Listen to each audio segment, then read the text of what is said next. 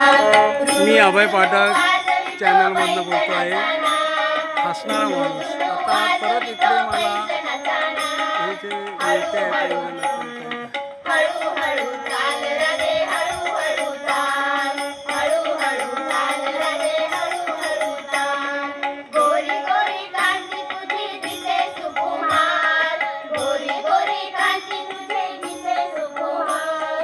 कुरळ्या कुरळ्या केसामध्ये केस तिचे काम, कुरळ्या कुरळ्या केसामध्ये केस तिचे काम.